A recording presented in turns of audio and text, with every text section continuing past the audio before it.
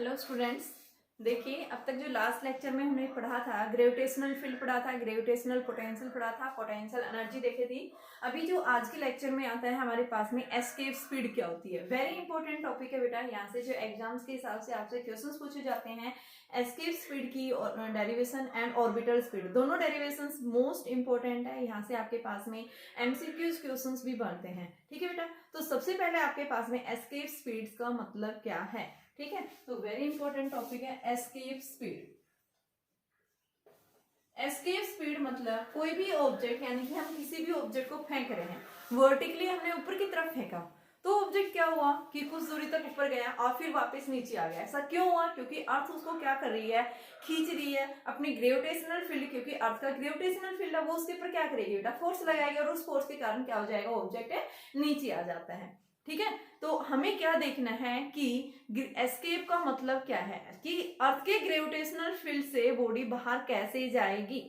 तो हमें क्या करना पड़ेगा कि उस अर्थ के ग्रेविटेशनल फील्ड को, यानी कि जो अर्थ उस ऑब्जेक्ट के ऊपर फोर्स लगा रही है, हमें उस फोर्स को ओवरकम करने के लिए हमें क्या करना पड़ेगा, उससे ज्यादा उस पार्टिकल को या उस ऑब्जेक्ट को स्पीड देनी पड़ेगी, जिसके कारण वो ऑब्जेक्ट क्या हो जाए, अर्थ के जो है ग्रेविटेशनल फील्ड से बाहर हो जाए। तो मान लो मैंने क्या किया, ये ऑब्जेक्ट है मेरे पास में, मैंने इसको इनिशियली कहाँ फेंका, वर्टिकली अपवर्ड, कुछ हाइट तक गया, फिर वो नीचे आ गया, फिर मैंने इसकी स्पीड को और बढ़ा दिया, अब कुछ हाइट तक और गया। अब मैंने इसकी स्पीड को, इतनी स्पीड रिक्वायर कर दी इस ऑब्जेक्ट को कि वो अर्थ के ग्रेविटी, यानी उसके पास इतनी काइनेटिक एनर्जी बढ़ गई कि उस काइनेटिक एनर्जी ने ग्रेविटेशनल फोर्स के इफेक्ट को ओवरकम कर दिया और कहाँ चला गया, इन्फिनिटी में चला गया, यानी अर्थ के ग्रेविटेशनल फील्ड को क्रॉस कर गया। हम क्या बताते हैं, हमारी अर्थ का ग्रेविटेशनल फील्ड कहाँ तक है, इन्फिनिटी तक है। ठीक है, यही बात करते हैं हम। तो क्या कर जाएगा, जैसे ही बॉडी कहाँ चला गया, स्पेस में चला गया, इन्फिनिटी पे चला गया, तो यानी उस ऑब्जेक्ट के पास में जो स्पीड होगी, उस स्पीड को हम क्या कहते हैं कि वो क्या है, एस्केप स्पीड। तो एस्केप स्पीड का मतलब क्या है, सबसे पहले देखो, ये मान लो मेरे पास अर्थ है। ठीक है, अर्थ की मास जो है यानी कि m है, अर्थ की रेडियस ये सेंटर है, रेडियस क्या है, r है बेटा। अर्थ के सरफेस से हमने जब क्या किया है, किसी भी बॉडी को जब क्या कर रहे हैं, फेंक रहे हैं, तो मान लो इनिशियली ये बॉडी अर्थ के सरफेस से कहाँ चला गया, एट ए डिस्टेंस x, और लास्ट में फाइनली वो इन्फिनिटी में चला गया। तो यहाँ से यानी कि अर्थ के सेंटर से और उस पॉइंट तक की डिस्टेंस मान लो कितनी है, x है। ठीक है, कितनी डिस्टेंस है ये, x। जब ये बॉडी अर्थ के सरफेस से इस पॉइंट के ऊपर पहुंची है, तो इस बॉडी के कारण क्या हुआ है, कुछ वर्क डन हुआ है। तो इसके बीच में मैंने क्या ले लिया, दो पॉइंट्स कंसीडर कर लिए। मान लो P से Q तक जब ये पहुंचा है तो डिस्प्लेसमेंट dx है, तो वर्क डन कितना किया गया है। ठीक है, तो हम क्या देखेंगे, सबसे पहले वर्क डन निकालेंगे और जो ये वर्क डन आएगा उस वर्क डन को हम किसके इक्वल रख देंगे, काइनेटिक एनर्जी के इक्वल पुट कर देंगे। ठीक है बेटा, तो देखिए हम क्या बताएंगे, सबसे पहले डेफिनेशन बताएंगे, एस्केप स्पीड की डेफिनेशन क्या होती है।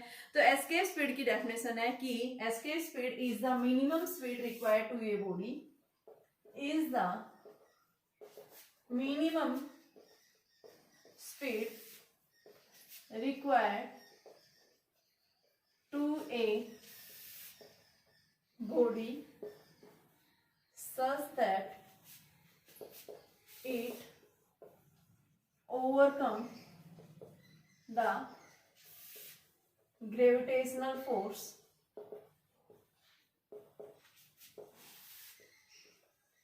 and cross the gravitational field. क्या कर गया, cross the gravitational field, field को क्या कर गया, वो ग्रेविटेशनल फील्ड को क्रॉस कर गया ऑफ द अर्थ। तो आपने उस ऑब्जेक्ट को जो स्पीड दी है, उस स्पीड को हम क्या बोलते हैं, एस्केप स्पीड। इस एस्केप स्पीड को हम VE से डिनोट करते हैं। ठीक है बेटा, सबसे पहले हमने क्या माना है, एक बॉडी जो है प्रोजेक्ट की है अर्थ के सरफेस से, जो कहाँ पे गई है, इन्फिनिटी पे चली गई। तो हमने क्या देखा कि जब ये ऊपर की तरफ जा रही है, इसके द्वारा वर्क डन कितना किया गया है। तो हमने सेंटर से इसके बीच की डिस्टेंस क्या ली है बेटा, x ली है। ठीक है, तो सबसे पहले हम क्या करेंगे, जब ये बॉडी मूव कर रही है तो एक स्मॉल पॉइंट तक जाने में वर्क डन क्या होगा। ठीक है, तो इसके लिए सबसे पहले फोर्स ऑफ अट्रैक्शन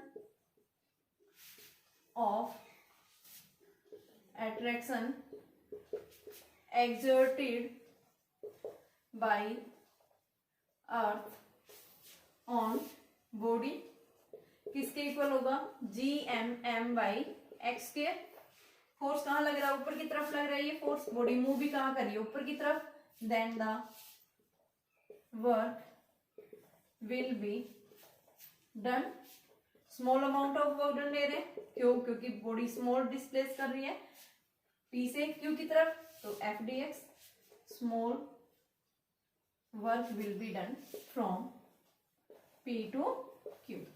तो इसको इंटीग्रेट करेंगे टोटल निकालने के लिए, तो यहां से आपके पास में डी डब्ल्यू का डब्ल्यू और बेटा F की value G M M by X square dx। हमें टोटल वर्क डन निकालना है, अर्थ की सरफेस से कहां फेंका है इसको, इन्फिनिटी में जा रही है ये, तो इसको इंटीग्रेट कहां से कहां तक करेंगे, r टू इन्फिनिटी। तो ये हमारे पास में क्या आ गया, जी एम को कॉमन ले लो, x की पावर -2 dx, इसका इंटीग्रेट करो r टू इन्फिनिटी, तो जी एम एक्स की पावर -2 + 1 -2 + 1 इंटीग्रेट लिमिट रखो r टू इन्फिनिटी। तो वर्क डन जो आएगा किस फॉर्म में आएगा, पोटेंशियल एनर्जी की फॉर्म में, और ये वर्क डन किसके इक्वल होगा, यानी कि x की पावर -1 r टू इन्फिनिटी। तो G M M by X -1 निकाल दिए इधर से, और इसके x की जगह रखेंगे 1/x limits r to infinity. तो ये पोटेंशियल एनर्जी जो आएगी किसके इक्वल होगी बेटा, जी एम एम, एक बार x की जगह इन्फिनिटी -1/r, तो जी एम एम, और माइनस माइनस क्या हो जाएगा प्लस, तो ये वैल्यू आपके पास में प्लस आ गई। ये जो वर्क डन हुआ है किस फॉर्म में हुआ है, पोटेंशियल एनर्जी की फॉर्म में हुआ है, कि जब ये बॉडी अर्थ के सरफेस से कहाँ जा रही है, ऊपर की तरफ जा रही है, तो यहाँ पे जो वर्क डन है, यानी आपने उसको क्या दी है, काइनेटिक एनर्जी दी थी, वो काइनेटिक एनर्जी किस में कन्वर्ट हो रही है बेटा, उसकी पोटेंशियल एनर्जी में कन्वर्ट हो रही है। ठीक है, अब हमने क्या बताया कि हमने उस ऑब्जेक्ट को इतनी स्पीड दे दी कि उसने अर्थ के ग्रेविटेशनल फील्ड को क्या कर दिया, ओवरकम कर दिया। कहाँ चलेगी वो, कहाँ पे बेटा, वो स्पेस में चलेगी, इनफाइनाइट डिस्टेंस पे। तो ये जो पोटेंशियल एनर्जी, वही काइनेटिक एनर्जी किस में कन्वर्ट हो रही है, पोटेंशियल एनर्जी में कन्वर्ट हो रही है। हम क्या बताते हैं कि भाई इन्फिनिटी पे जाने के बाद में जब कोई भी बॉडी इन्फिनिटी पे चली जाती है, स्पेस में चली जाती है, तो वहां पे पोटेंशियल एनर्जी मैक्सिमम होती है, क्योंकि आर को मैंने क्या रखा है इन्फिनिटी, तो यू मेरे पास 0 आर था, और उसको मैंने क्या बताया था कि भाई आपके पास में यहाँ जो एनर्जी होगी वो मैक्सिमम एनर्जी है। ठीक है, तो ये वैल्यू हम बताएंगे कि आपने जो उसको स्पीड दी है, वही स्पीड किसमें चेंज, यानी वही एनर्जी किसमें चेंज हो रही है, उसकी काइनेटिक एनर्जी में। तो by using the conservation of energy, by using the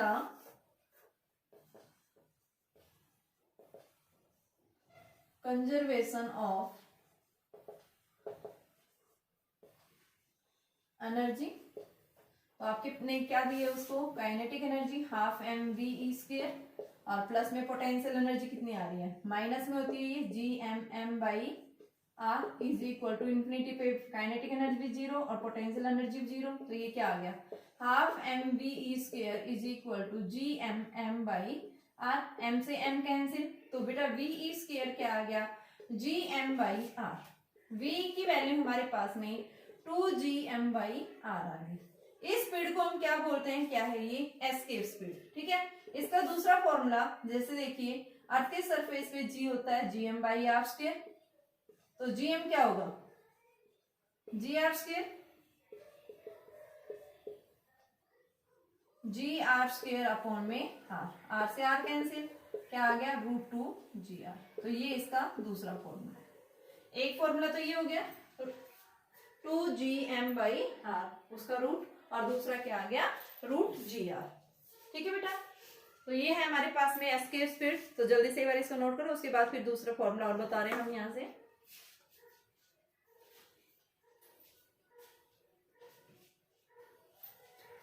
देखिए अब यहां से इन पॉइंट्स हम क्या ऑब्जर्व करते हैं, देखिए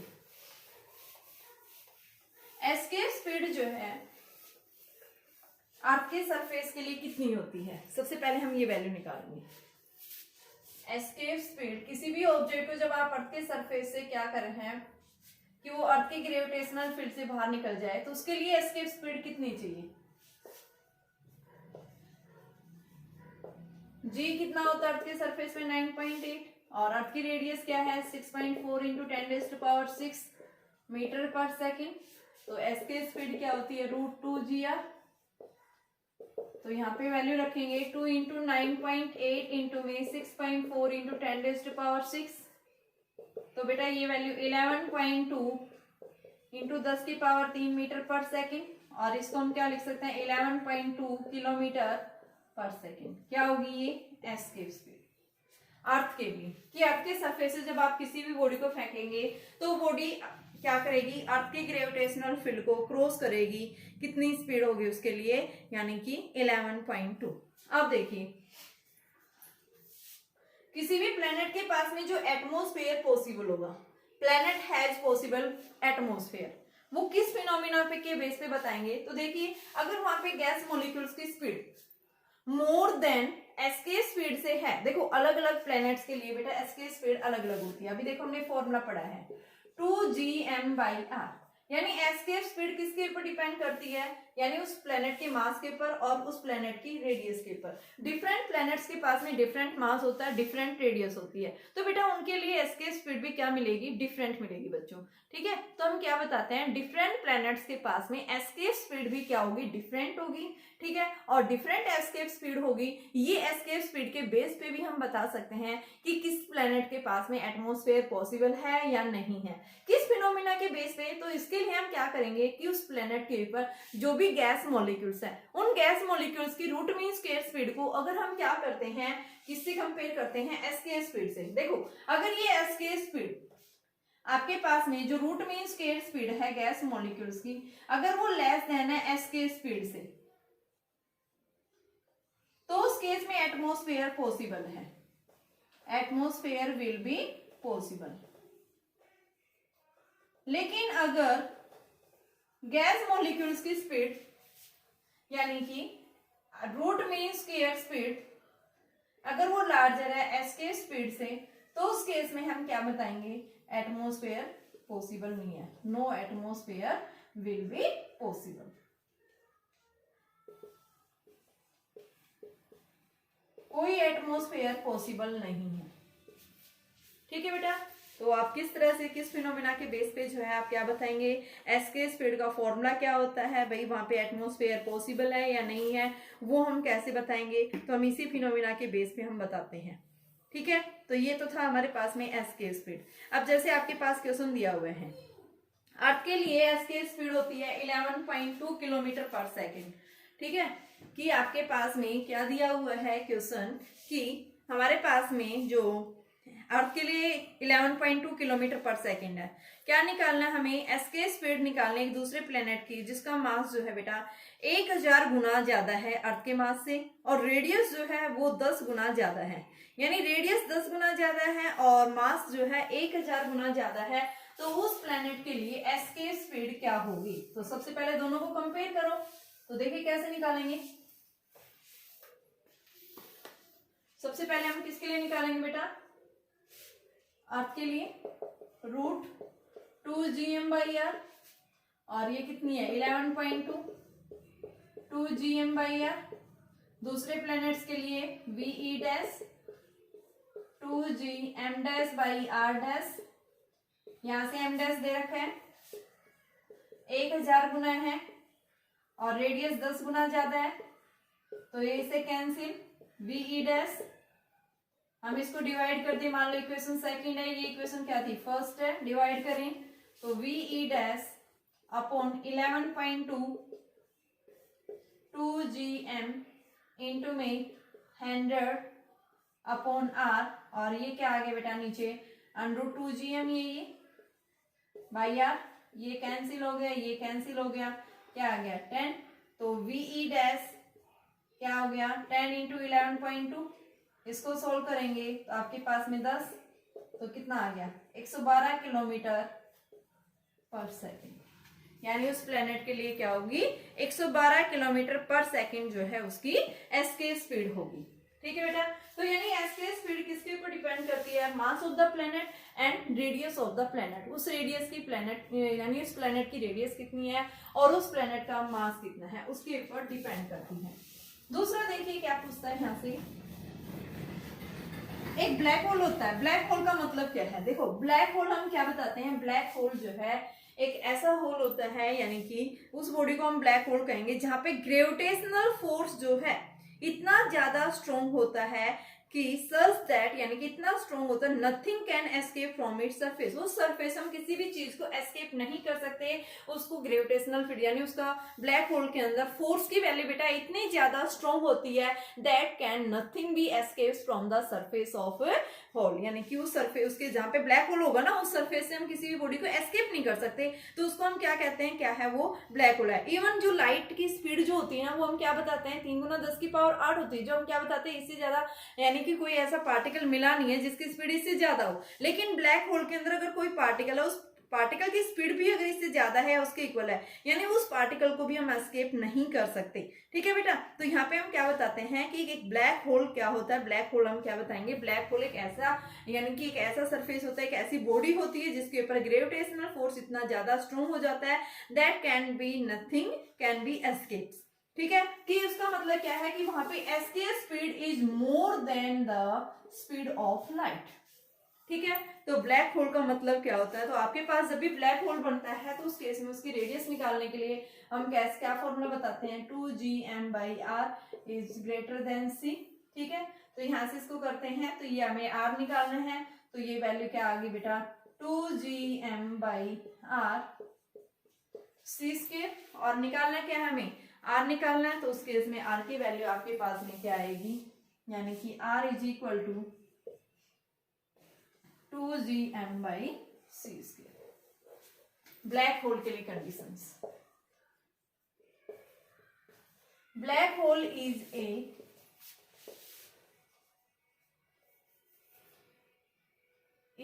ब्लैक, यानी कि ब्लैक होल एक ऐसी body, black hole is a body, यानी कि एक ब्लैक होल क्या है, is a body whose gravitational force is so strong. Black hole is a body whose gravitational field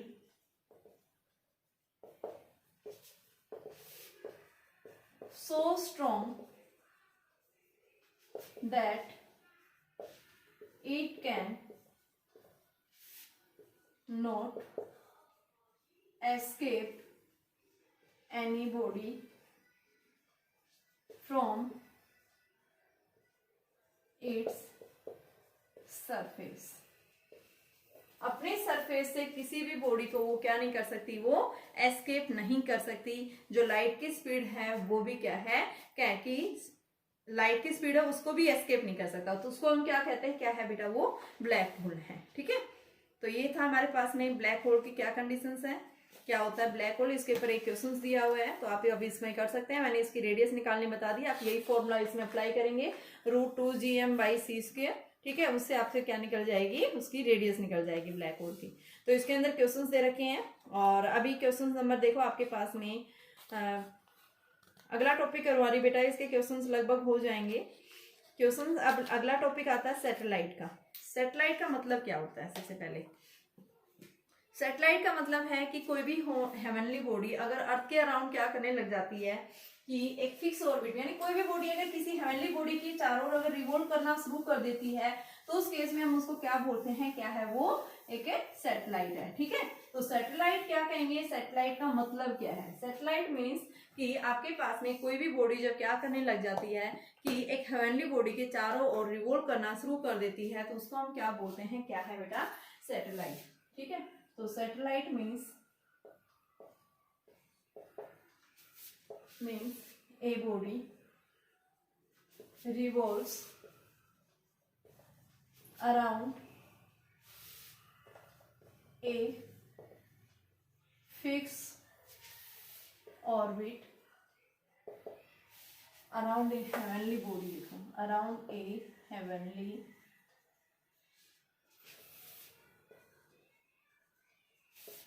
around in a fixed orbit। Fix orbit में अगर वो body revolve करना शुरू कर देती है, उसको हम क्या बोलते हैं, क्या है बेटा, वो सैटेलाइट है। ठीक है, अब सैटेलाइट, जब भी हम किसी सैटेलाइट कितने टाइप्स के होते हैं, 2 टाइप्स के सैटेलाइट होते हैं, एक होता है नेचुरल सैटेलाइट, दूसरा होता है आर्टिफिशियल सैटेलाइट। नेचुरल सैटेलाइट जैसे हम बताते हैं मून। ठीक है, मून क्या कर रहा है, अर्थ के चारों ओर चक्कर लगा रहा था, यानी कि क्या हो गया, वो भी आपके पास में एक नेचुरल सैटेलाइट हो गया। दूसरे पे जैसे आपके पास में दूसरा सैटेलाइट आता है आर्टिफिशियल सैटेलाइट, जो आर्यभट्ट आपके पास, स्पुतनिक है, भास्कर है, ठीक है। तो ये क्या है, सारे आर्टिफिशियल, आर्टिफिशियल मतलब मैन मेड जो आर्टिफिशियल सैटेलाइट होते हैं, आदमी के द्वारा जो बनाए गए हैं, ठीक है। अब उसके लिए क्या कंडीशंस होती हैं, how can we launching a satellite, एक सैटेलाइट को कैसे लॉन्च किया जाता है। तो सैटेलाइट के लिए लॉन्च करने के लिए हम क्या बताते हैं कि ये हमारा क्या है, अर्थ है, अर्थ सरफेस है। अर्थ के सरफेस से at a very large height के ऊपर, जहां पे अर्थ के एटमोस्फेयर का कोई इफेक्ट ना पड़े, हमें अर्थ के आउटसाइड यानी अर्थ के एटमोस्फेयर से आउटसाइड यानी एक टावर इस तरह से प्लेस करना है, उसकी हाइट इस तरह से लेनी है कि जो अर्थ का एटमोस्फेयर है वो उसके ऊपर अपना कोई इफेक्ट ना डाल सके, ठीक है। तो हम क्या लेंगे कि मान लो ये हमने क्या किया, अर्थ के सरफेस के ऊपर एक टावर ले लिया जिसकी हाइट क्या है, वेरी लार्ज है। अब मैंने क्या किया, यहाँ से किसी बॉडी को मैंने क्या क्या प्रोजेक्ट किया, पहले मैंने उसको इतनी स्पीड दी, वो क्या हो गया, अर्थ उसको अपने तरफ अट्रैक्ट, फिर उसकी स्पीड को बढ़ाया और थोड़ा सा गया, फिर उसकी स्पीड को बढ़ाया और थोड़ा, अब मैंने उसको इतनी स्पीड रिक्वायर्ड कर दी कि वो बॉडी क्या करने लग गया, एक फिक्स ऑर्बिट में उसने रिवॉल्व करना शुरू कर दिया, ठीक है बेटा। तो सबसे पहले हम क्या बताते हैं कि हम किसी भी ऑब्जेक्ट को जब भी क्या करते हैं, यानी कि सैटेलाइट को जब लॉन्च करते हैं, तो अगर आपने उसको स्मॉल वेलोसिटी से क्या किया है, उसको प्रोजेक्ट किया है, उसको थ्रो किया है, तो वो क्या करेगा, एक पैराबोलिक पाथ फॉलो करेगा। क्यों करेगा, ड्यू टू द ग्रेविटी के कारण करेगा, ठीक है। लेकिन अगर आपने उसकी स्पीड को बढ़ा दिया तो आप देखते हैं उसकी रेंज बढ़ती जा रही है, हॉरिजॉन्टल रेंज ये होगी, फिर ये होगी, फिर ये होगी, तो यानी हॉरिजॉन्टल रेंज क्या होती जा रही है, उसकी बढ़ती जा रही है। एक कंडीशन ऐसी आती है कि हमने उसकी वेलोसिटी को इतनी ज्यादा बढ़ा दी है, उसकी रेंज की वैल्यू इतनी ज्यादा इंक्रीज कर दी है कि वो क्या करने लग गया, बॉडी एक फिक्स ऑर्बिट में, एक सर्कुलर ऑर्बिट में रिवॉल्व करना शुरू कर दिया उसने, और जो स्पीड आपने उसको दी है उस स्पीड को हम क्या बोल देते हैं, क्या है बेटा, वो ऑर्बिटल स्पीड है। किसकी ऑर्बिटल स्पीड है, सैटेलाइट की। तो अब हमें क्या करना है, उस सैटेलाइट को जब भी हम लॉन्च करते हैं तो उसको जो आप स्पीड रिक्वायर्ड कर रहे हैं, जिसके कारण वो बॉडी क्या करने लगी है कि एक फिक्स ऑर्बिट में उसने अपना रिवॉल्व करना शुरू कर दिया है, सर्कुलर पाथ में रिवॉल्व करना शुरू कर दिया है, एक सर्कुलर ऑर्बिट में घूमना शुरू कर दिया है, तो उसको जो आपने स्पीड दी है उस स्पीड को हम क्या बोलते हैं, क्या है वो, ऑर्बिटल स्पीड है। अब हमें क्या करना है, इस ऑर्बिटल स्पीड की डेरिवेशन करनी है। तो इसकी डेरिवेशन कैसे करेंगे, देखिए वेरी इंपॉर्टेंट है। जैसे मैंने एस के स्पीड बताया है बेटा, मैंने इसी तरह से ये भी बताया कि ऑर्बिटल स्पीड भी क्या है, एक इंपॉर्टेंट टॉपिक है, ठीक है। तो ऑर्बिटल स्पीड क्या बताएंगे, orbital speed,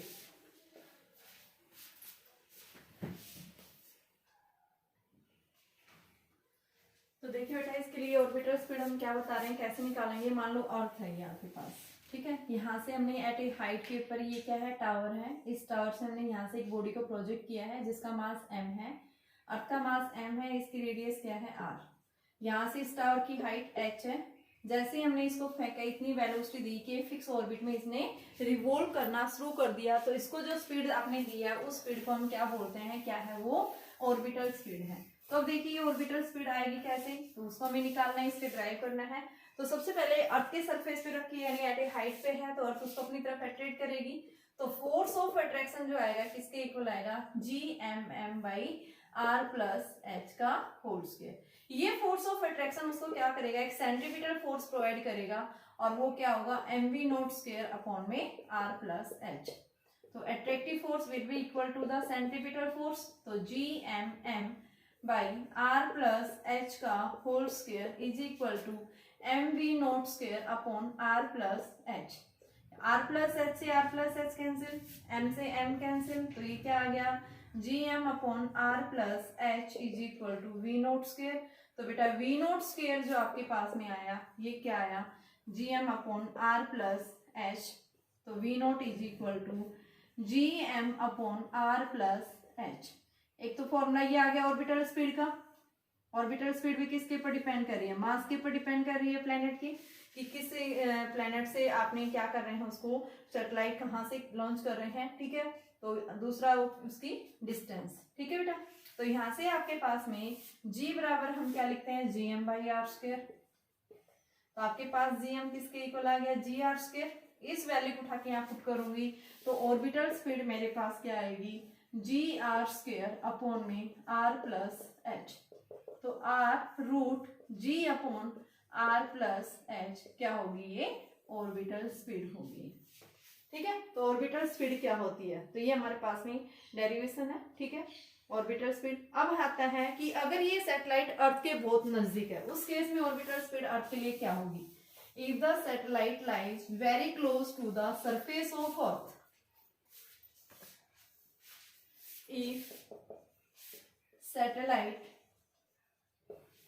lies very close to the earth, then h क्या हो गया, अप्रोक्सीमेट 0 ले लेंगे, तो आपके पास में एस ऑर्बिटल स्पीड क्या हो जाएगा, gm अपॉन में r, और बेटा इसको हम क्या लिख सकते हैं, जी आर स्क्वेयर अपॉन में आर, क्योंकि अभी हमने पढ़ा है जी बराबर G M by R square, तो जी एम क्या आ गया, जी आर स्क्वेयर, तो ये आर से आर कैंसिल, क्या आ गई orbital speed root G R, क्या है ये ऑर्बिटल स्पीड।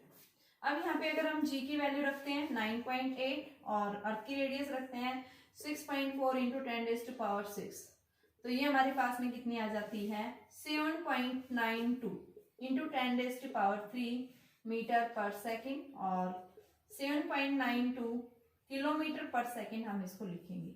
अगर अर्थ क्या कोई भी सैटेलाइट अर्थ के बहुत नजदीक है, बहुत क्लोज है, उस केस में ऑर्बिटल स्पीड ये होती है। ठीक है बेटा, और एस के स्पीड कितनी होती है 11.2। अब ऑर्बिटल स्पीड और एस के स्पीड में क्या रिलेशन आता है, तो वो देखिए, आपने देखा था एस के स्पीड अभी किसके इक्वल आ रही थी, VE is equal to root 2GR, और ऑर्बिटल स्पीड क्या आ रही है रूट GR, तो हम एस के स्पीड को क्या लिख सकते हैं रूट 2V0, तो VE बाई V0 का रेशो जो है रूट 2। ठीक है, तो ये आपके पास में क्या है ऑर्बिटल स्पीड है।